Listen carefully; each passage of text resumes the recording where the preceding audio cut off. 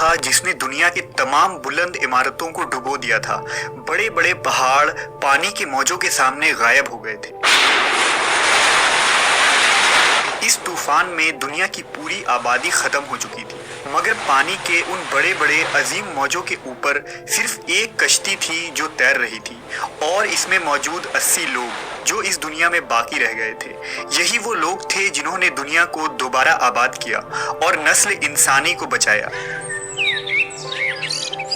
आज से 5000 साल कबल इस सरजमीन पर यह तूफान क्यों आया, वो कश्ती किसकी थी और वो लोग कौन थे जिन्होंने इस कश्ती में सवार होकर इस खतरनाक तूफान से खुद को बचा लिया था। इस वीडियो में हम आज से हजारों साल कबल आने वाली इस अजीम तूफान के बारे में जानेंगे, जिसे तूफान नूह के नाम से याद किया जाता है। हजरत आदम अलैहिस्सलाम के दुनिया में आने के बाद उनकी औलादें दुनिया में खूब फली फूली, लेकिन एक मुद्दत गुजर जाने के बाद वो लोग खुदा को भूल चुके थे और एक खुदा के बजाय उन्होंने मिट्टी और पत्थर के कई खुदा बना लिए थे।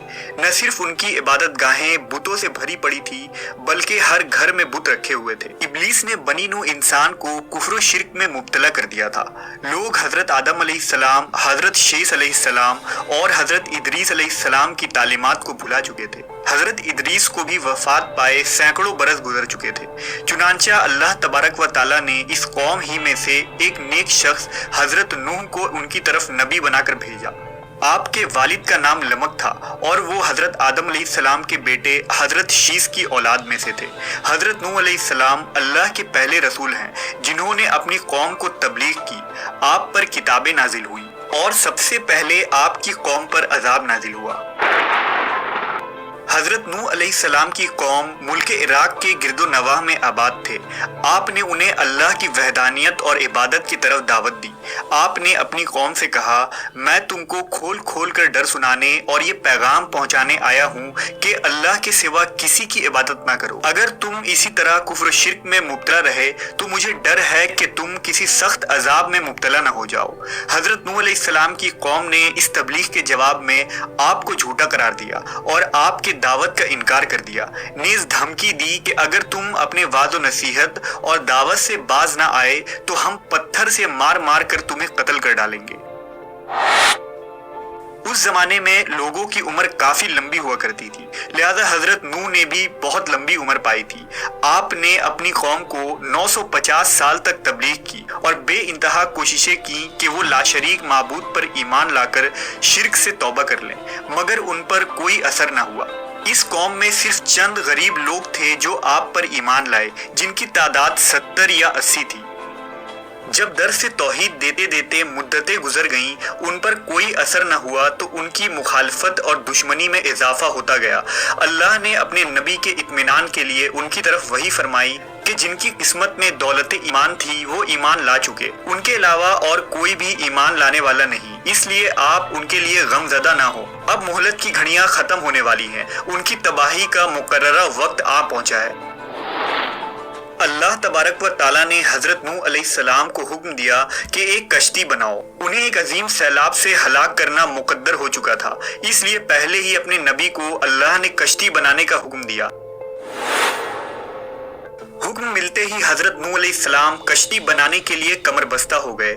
आपने लकड़ियां जमा करनी शुरू कर दी। अल्लाह ने अपने नबी को लकड़ी काट कर तख्ता बनाने के इल्म हुनर से नवाजा था, लिहाजा आपने उन लकड़ियों को काट कर तख्ता बनाना शुरू कर दिया।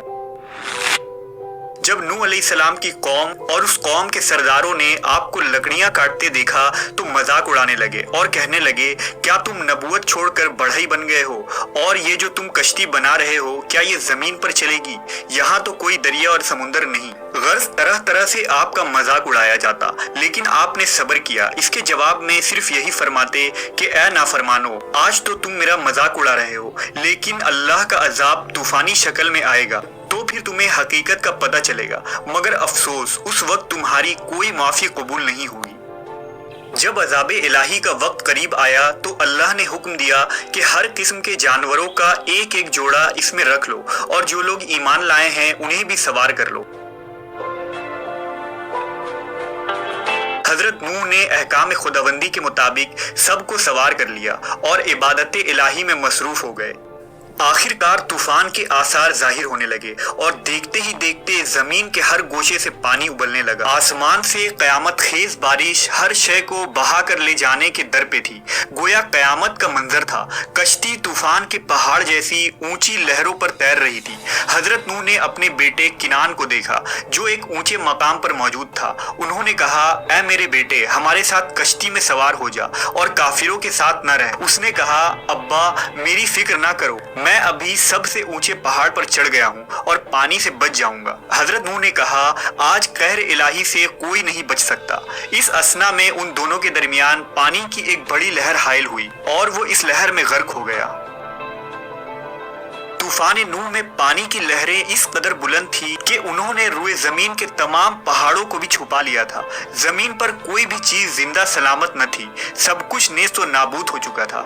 सिर्फ हजरत नूह की पहाड़ नुमा कश्ती थी जो अल्लाह की मदद से पानी की बुलंद बाला खौफनाक मौजों में तैरती फिर रही थी। रिवायतों के मुताबिक इस कश्ती में 80 शख्स थे और हर एक के साथ उनका कुंबा भी था। ये लोग कश्ती में तकरीबन 150 दिन रहे। इसके बाद उसका रुख जबल जोदी की तरफ फेर दिया गया जहां वो ठहर गई।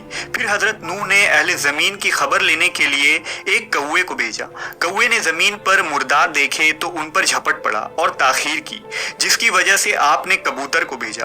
कबूतर एक जैतून के पत्ते को लेकर आया और उसके पांव कीचड़ से लथड़े हुए थे, जिनको देखकर हजरत नूह ने अंदाजा लगाया कि जमीन खुश्क हो चुकी है।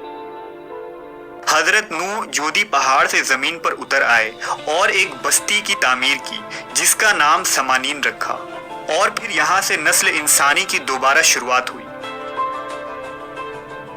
यूनान, मिस्र, हिंदुस्तान और चीन के कदीम मजहबी किताबों में ऐसी रिवायत तसलसल के साथ बयान की जाती है जिनमें एक अजीम सैलाब का जिक्र है। ज्यादातर मजहबी किताबों में एक कश्ती का तज़किरा मिलता है जिसके जरिए बच जाने वालों ने नस्ल इंसानी को बाकी रखा। ऐ नूह, कश्ती से उतरो, हमारी तरफ से सलामती और बरकतों के साथ जो तुम पर और तुम्हारे साथ वालों पर रहेंगी। और दूसरी जमात है कि हम उन्हें दुनिया में फायदा देंगे, फिर उन्हें हमारी तरफ से दर्दनाक अजाब पहुंचेगा।